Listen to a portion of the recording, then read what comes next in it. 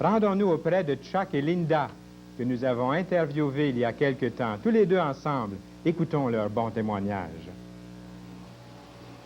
Chuck et Linda de Souza, bienvenue. Merci. C'est bon de vous voir ensemble tous les deux. Merci. C'est la première fois que je rencontre Linda, et puis d'habitude, Chuck, tu es un habitué de l'émission et tu es venu chanter souvent. Les gens t'aiment bien en passant, soit dit en passant, et puis quelquefois, ils nous demandent est-ce que Chuck va revenir. Et là, c'est un vrai privilège de vous avoir tous les deux à l'émission Toute la Bible en parle. Merci. J'aimerais savoir, dès le début, comme ça, ce que vous faites, votre engagement, tous les deux, votre famille. Ben, tu veux-tu commencer? Avec la famille, Linda. Moi, je reste à la maison. J'ai un travail à temps plein avec mes deux filles. Ça doit, hein? Oui. Je trouve que c'est ma responsabilité première. Elles ont m'occuper quel âge? de mes enfants. 4 ans et demi et 15 mois. Ça demande pas mal d'occupation, Oui, d'attention. pas mal. Donc ça, c'est un travail à temps plein. Oui, puis je soutiens mon mari aussi dans son ministère de chanter. Oui. Est-ce que c'est un ministère à temps plein?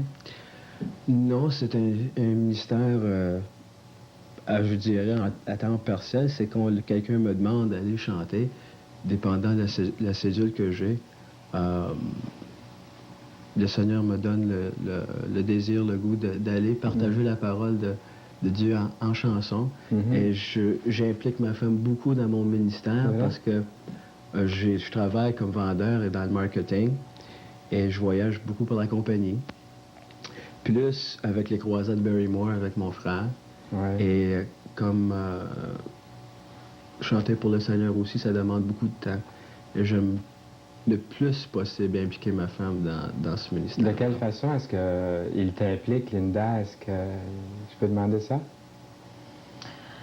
Ah, il va me demander conseil pour, mettons, quel chant il doit chanter. Il va pratiquer, il va demander mon opinion si la musique est trop haute. Mais c'est surtout aussi qu'il m'encourage à le suivre. Quand surtout pour les croisades, quand c'est pas trop loin, j'ai mes parents ou ma belle-mère qui peuvent garder mes enfants. Fait qu'il m'encourage à le suivre puis à être là pour l'encourager, prier pour lui.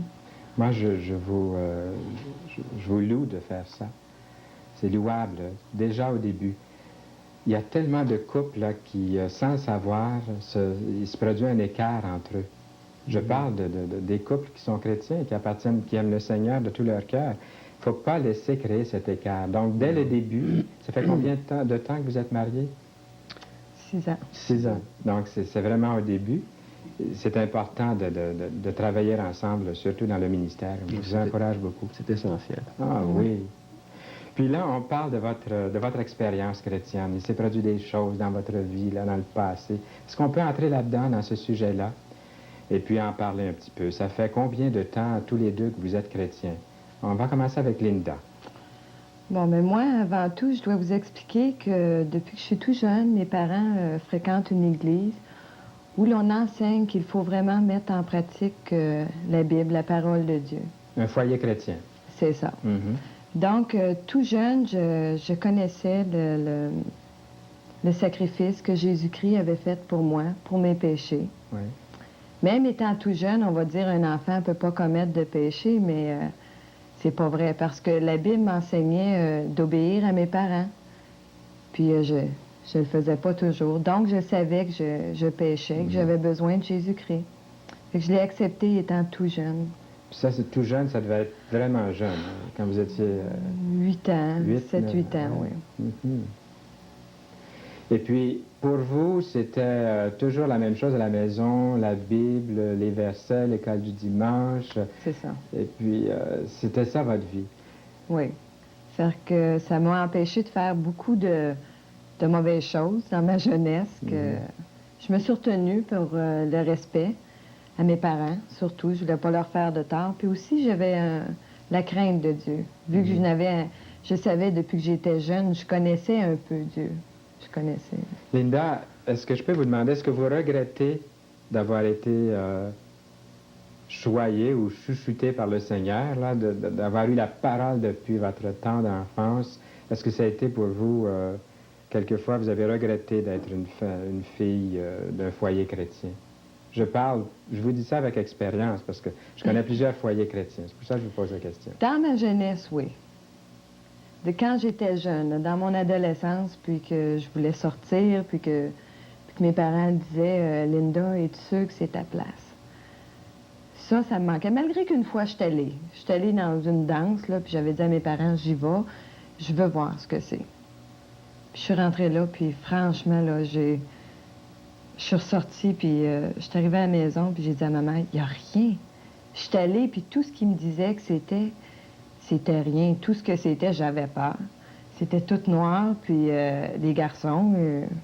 Il était entreprenant. Ah oui. Ouais. Fait que je suis sortie de là assez de bonheur, puis j'ai dit à ma mère, OK, je suis allée, mais j'y retournerai plus. Je voulais voir ce que c'était. Mais par contre, plus tard, en vieillissant, j'ai réalisé combien le Seigneur m'a protégée. Ouais. Parce que j'ai beaucoup d'amis qui sont passés à travers la drogue, à travers beaucoup de traumatismes que moi, j'ai pas vécu. Parce que j'ai été élevée dans une famille chrétienne. Donc, Linda, vous êtes reconnaissante au fond. Ah oui. Mais pour un temps, c'était... Dans mon âge de révolte, ouais, là. c'était difficile, hein, Oui. d'être dans un foyer chrétien. Et Chuck, toi, est-ce que ta vie était un peu semblable ou si c'est tout à fait différent? Je dirais que ça serait plutôt tout à fait différent. Comment ça se passait pour toi? Premièrement, j'étais jeune, je veux dire l'âge de 13, 14, 15 ans, où ce que tu penses que tu connais tout. Tu es orgueilleux, tu n'as pas peur de... je dirais pas que tu n'as pas peur de la mort, mais tu penses pas à la mort. Tu penses plutôt que tu es macho. Et l'affaire dans ce temps-là, et même aujourd'hui d'ailleurs, c'était d'avoir une gang, d'être accepté dans la gang. Ça, c'était à quel endroit, Chuck? Excuse-moi, est-ce que c'était... Toi, tu as un arrière-plan... Ma mère et mon père ont accepté le Seigneur au Portugal. Oui. Ils sont venus au Canada en 1950. Mon père est venu en 56 et nous autres, on est venus en 58. Et qu'est-ce qui arrive? Mon père, il a fréquenté une église, mais une église morte. Et avec le temps, mon père et ma mère, pas qu'ils ont perdu leur premier amour, mais que le zèle et l'ardeur qui étaient là diminuaient de plus en plus. Donc, quand tu avais 14 ans, ça se passait où, Chuck? Ça se passait là-bas? Non, ça se passait ici au Canada. Ici au Canada? Oui, ici à Montréal. Mon frère et moi, on pensait que c'était le in thing d'appartenir à une gang. Puis c'était... Pour être accepté, il fallait que tu acceptes la drogue, tu acceptes la boisson. C'est dans ce milieu-là que tu étais, donc, oui, à 14 ans déjà? 14 ans, oui. J'ai vécu dans ce milieu-là jusqu'à l'âge de 16 ans. C'est drôle à dire. Moi, même aujourd'hui, je trouve qu'il y a bien de jeunes de l'âge de 14, 15, 16 ans qui ont quasiment tout essayé. Tout ce que le monde a à offrir, tous les petits gadgets, les petits bébés que le monde a offert, ils ont toujours ce vide-là. Et j'étais dans le point où il fallait que je choisisse entre rien ou Jésus-Christ. J'avais plus rien à aller chercher là. Aller chercher. Pourtant, ton arrière-plan, c'était quand même un arrière-plan évangélique. Oui, mon père puis ma mère, ils m'ont instruit dans la parole de Dieu, mais je connaissais Dieu intellectuellement. J'ouvrais ma Bible avec eux, on faisait un culte, et je lisais que Dieu est amour, que Jésus-Christ est venu pour mourir sur la croix. J'avais une fausse image de Dieu. Je le connaissais seulement intellectuellement. Je ne l'avais jamais connu avec intimement une relation personnelle avec lui. Et à quel moment as-tu eu cette relation personnelle avec lui? Ça s'est produit comment? À l'âge de 16 ans, en avril 1973, mon frère avait décidé de suivre Jésus-Christ 8 mois avant. Et j'ai vu son témoignage. Sa vie était transformée. Ah oui, j'ai vu un jeune complètement transformé. Est-ce que c'était Walter? Walter, c'est le seul frère que j'ai d'ailleurs. L'évangéliste que les Québécois connaissent bien. Oui, oui. Et j'ai vu un changement radical dans sa vie, mais j'étais trop orgueilleux de l'admettre. Ah oui. Et j'écoutais une émission un dimanche matin, Rex Humbard, l'évangéliste américain. Il parlait de l'enfer. Et j'avais horreur de l'enfer. Je savais que ça existait. Je connaissais pas Dieu personnellement, mais je savais que ça existait. Tu avais été un petit peu en enfer, probablement, à l'âge de 14-15 ans avec ces gangs-là. Oui, mais M. Humbard parlait d'un enfer éternel, Oui. un lac de feu. Et il parlait que tous ont péché puis sont privés de la gloire. Et j'étais inclus dans cette gang-là qui ont péché. Et le Seigneur, il a dit que le Seigneur, dans sa justice et sa sainteté, fallait qu'il punisse le péché. Et j'ai dit, comment qu'un Dieu d'amour peut envoyer quelqu'un à l'enfer de même? Il est allé plus loin. Il y a un verset qui dit que l'enfer est préparé pour le diable et ses anges, non pour l'homme. Il veut que tous aient une connaissance et repentir. Et il a envoyé son Fils Jésus-Christ pour prendre ma place. Non seulement mourir pour mes péchés, mais prendre l'enfer pour moi. Et j'ai dit, c'est ça que j'ai besoin. Il m'a enlevé ce fardeau, il a rempli le vide qui me manquait parce que j'étais créé, non pour toutes les bébelles que le monde a offert, mais pour une relation personnelle avec mon Dieu.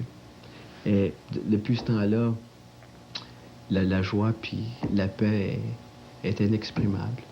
Gloire à Dieu. Gloire à Dieu. Et puis, avant notre entrevue, vous m'avez parlé un petit peu, Linda, de ce qui s'est produit lorsque vous aviez environ 21 ans. Oui. Parce que vous avez eu une vie assez facile. Ben, je dis pas trop facile, parce que dans votre adolescence, vous nous en avez parlé tout à l'heure, il y avait cette crise là, spirituelle. Pour un débouché, finalement, à l'âge de 21 ans, si je comprends Oui. bien. Est-ce que vous voulez nous parler un petit peu de ça? Ensuite, on revient à Chuck pour votre vie ensemble, et puis le ministère, et puis je sais pas quoi encore. Mais Chuck est impliqué dans tout ce qui s'est passé jusqu'à 21 ans parce que... Il était impliqué dans tout ça. Vous vous connaissez depuis longtemps? Oui. Je l'ai rencontré à l'église, justement, dans ma crise d'adolescence. J'étais allée un dimanche matin, puis j'ai vu Chuck. Puis là, je suis retournée. Je retournais à l'église pour le voir. Puis... mais le Seigneur était bon. Encore là, je vois sa main. Parce que j'étais une personne, c'était tout ou rien. Puis là, j'étais rendue quand même, j'avais pas loin de 16 ans. J'étais prête pour aller plus loin, là, essayer encore plus loin, peut-être la drogue, malgré que j'en avais peur. J'avais beaucoup d'amis qui en prenaient, j'avais peur. Mais le Seigneur était bon parce qu'il m'a protégée. Il a mis Chuck sur mon chemin qui, lui, était proche du Seigneur. Puis que malgré que... Comment je pourrais dire? Je connaissais pas vraiment encore Dieu comme maître de ma vie. Lui m'a protégée. Il a envoyé Chuck, ce qui a fait qu'il a arrêté ma démarche. Puis là, jusqu'à l'âge de 18 ans, je me suis mariée avec Chuck. Très jeune. Oui. Ouais. Puis là, quand je me suis mariée, là, je me suis dit, je suis libre. J'ai pu répondre à maman et papa, je suis libre. Fait qu'en voyage de noces, j'ai commencé ma débarque. Le soir, il n'y avait rien à faire le soir à part que d'aller dans le bar de l'hôtel puis d'écouter chanteur. Puis moi qui n'avais jamais bu, je prenais de la boisson, fait que ça faisait effet très vite. Puis je trouvais ça assez plaisant. Mais c'est parce que ça a été beaucoup plus loin, beaucoup plus loin. Puis là, on avait... ce qui m'a réveillée une journée, c'est qu'on avait un ami qui est venu me voir, puis qu'avant, il me trouvait très, très... fatigante avec tout ce qu'il y avait de religion. Il trouvait que j'étais pas capable d'avoir de fun. Plein de fois, il est venu chez nous, puis il s'est passé des choses. J'avais donné un party. Puis, il dit, en tout cas, Linda, il dit, t'es rendu le fun. Il dit, t'as changé, t'es comme nous autres.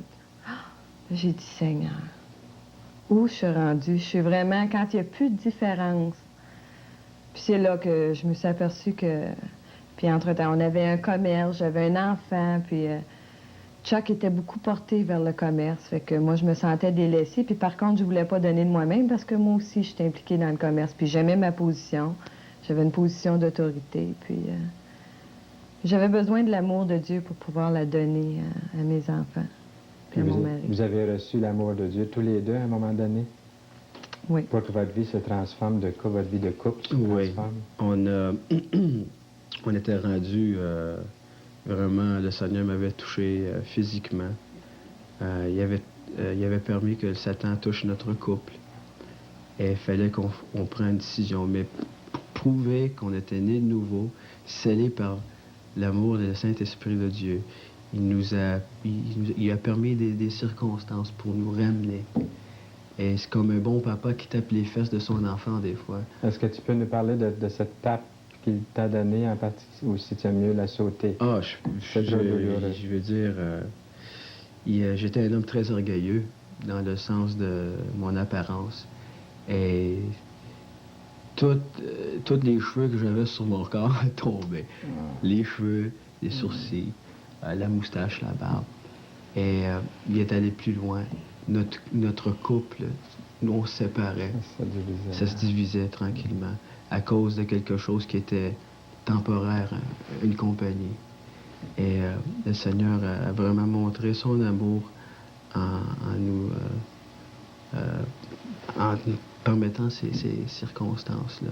Puis il y a quelque chose qui s'est produit que maintenant vous êtes régénérés, entre guillemets, là, en tant que couple aussi. Ah oui. Vous êtes reconstitués à nouveau dans sa volonté. Oui, maintenant on avait Linda à gauche, Chuck à droite, le monde dans le milieu. Et qu'est-ce qui arrivait, c'est qu'on se séparait. Maintenant on met Dieu au bout du triangle, puis le plus qu'on s'approche de lui, le plus qu'on s'approche de nous-mêmes. Comme on dit en anglais, say that again. Hein? Souligner ça encore une fois. Gloire à Dieu. Il est bon.